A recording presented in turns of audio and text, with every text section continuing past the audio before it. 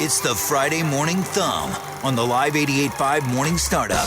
Louis V. Hobson not available this morning, but our friend Di Golding is from Ottawa-based movie review site DearCastandCrew. Hi, Di. Hi, guys. Hi. All right, so a thumb up or a thumb down? Big, sweaty, pumped-up thumb, balled into a fist, and raised over my head in triumph for Creed. Oh, cool. Whoa. Yeah. I'm going to apologize in advance. I'm at the tail end of a cold, so if I get choked up, I'm going to blame it on that. But it's really because I just love this film so much, I get a little verklempt. Really? Yes. Only other diehard fans will understand what it means to get a new Rocky movie that is as good as the first one. It's a Christmas miracle. Really? As good as the first?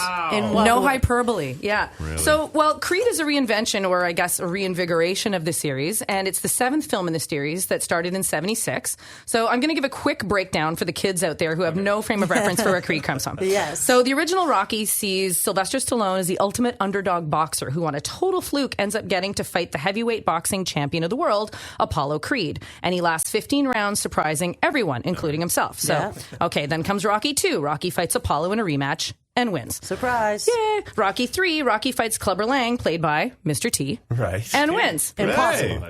Rocky 4, Rocky fights Russian Ivan Drago and wins, Right. and ends the Cold War. It's true, kids. Don't believe history books. Believe some strange lady on the radio.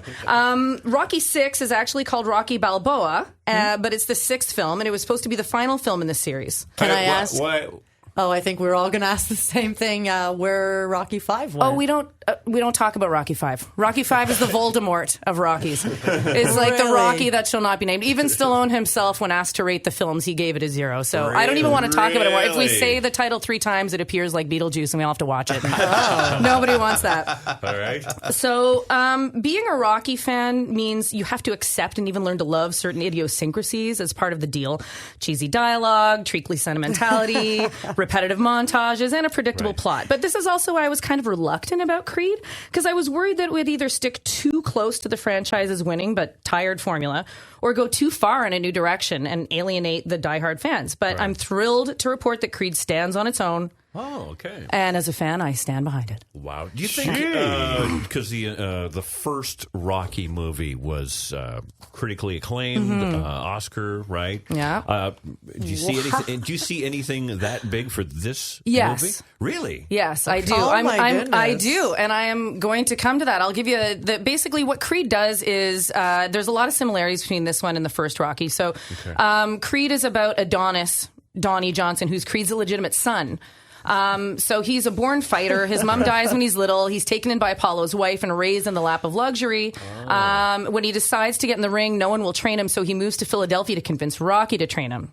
So that's how that happens. So eventually people find out who his father is. He gets called up to fight as a long shot in the ticket against the current world heavyweight champion. So it was smart on the part of director Ryan Coogler to keep some of the similarities there. He updated the film in the right ways, and he kept the spirit of the franchise intact. So Michael B. Jordan as Adonis was a perfect fit because he and Stallone have a natural chemistry.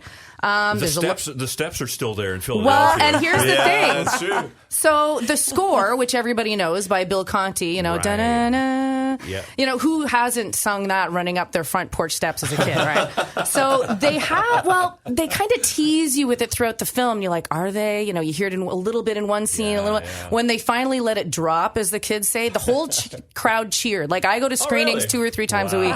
Everybody lost their minds. So now here's the best part, and I never in my life thought I would say this about any movie, let alone a Rocky movie, but Sylvester Stallone is the best part of this movie. What? He's incredible. So he is in it. He is. Yeah. He hasn't heard this in a while either. No. And, you know, he's got a fight here, and it's every bit as compelling as anyone he's ever faced in the ring. So Adonis is he's the fists, he's the muscle in this film, but Rocky's the heart. Okay. And I'm going to say it, and you can say you heard it here first, but I predict a Best Supporting Actor nomination for Stallone. Oh, my. Okay, good. but you said you're a Rocky fan with non-Rocky fans. You got to take that with a grain of salt. But here's the thing. It's probably because he didn't write his dialogue this time.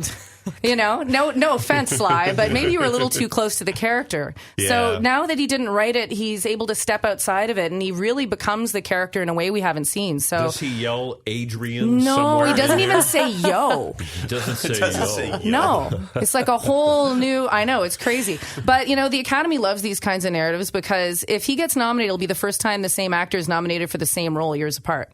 So let's not count that. Okay. Now, Okay. I got to tell you really quickly about Trumbo. It's another another kind of a literal Hollywood underdog. Okay. I have you pinko commie thumb for this one. So he was a Hollywood screenwriter in the 30s. He wrote a lot of movies, and in 47, he and several other writers were sent to prison by the House Un-American Activities Committee for being members of the Communist Party. Now, Bryan Cranston who's better known as Walter White from Breaking Bad, plays Trumbo. Yeah, no, he's the dad. Yeah. He's Malcolm in the Middle dad yes, for exactly. me. Yeah. So he's kind of a larger-than-life character. He's a crusader, and after getting out of prison, he and the other writers start working again in Hollywood using pseudonyms and getting, their wives to deliver scripts after hours and that whole thing. And then eventually, word gets out that he's been doing this, and Kirk Douglas shows up at his door and says, "Do you want to write Spartacus? Do you want to rewrite Spartacus?" Really? Which is it's an underdog story within an underdog story. Yeah. So it's 61. He's fighting to get his name on the script and on the credits. Yeah. And he wants to, be recognized for the genius that he is. Now, it's a fun little history lesson. It's a good little, time capsule film, but it's pretty mannered. It's kind of small screen, which doesn't make it bad. It just gives the story and the man less gravitas. So I love Bryan Cranston. But he was a little much in this role, a little too much scenery chewing. And I never in a million years thought I'd be saying Bryan Cranston was over the top, but Sylvester Stallone is a lock for an Oscar nomination. It's bananas, right? It's, up is down, down is up. It's 13 degrees at the end of November in Ottawa. It's crazy mixed up world, kids. All right. That's Di Golding and the Friday Morning Thumb. Thanks very much for coming in this morning. Thank you, folks. Appreciate it. It's 8:20, the morning startup on Live 88.5. Ottawa traffic on Live 88.5. This traffic update is for ormsfurniture.ca.